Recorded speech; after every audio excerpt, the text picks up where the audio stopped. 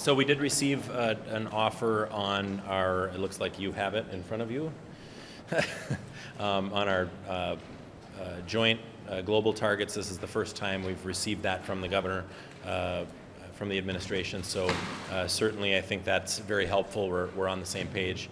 There are some areas where they've made significant movement.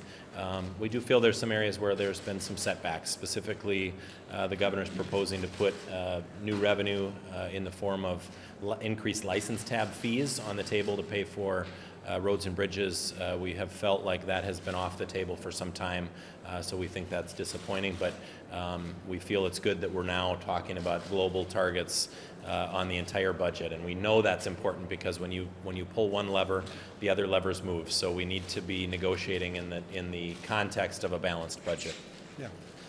Yeah, similar, it was an important step. We've been asking for the global targets for weeks. This needed to happen as we begin towards the end. Like the speaker mentioned, tab fees as an additional piece for transportation. If you go back to, I believe it was April 20th, not that long ago, we were very close to a bill on transportation that the governor hinted that he would sign. So we're going to continue to work towards that. Tab fees are unacceptable, but I will say that there has been a step here, and that's very important as we move towards the end. Thank you. So what happens from here on? You come back for?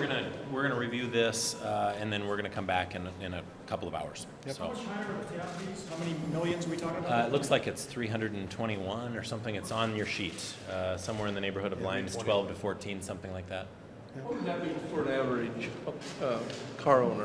You'll have to ask don't know. the administration. It's their It's not proposal. something that we think is acceptable, so you'll have to ask the administration what their intent is. You said they moved on, there's some things that were big movements. What are some of the areas where you appreciate the concessions that the governor made?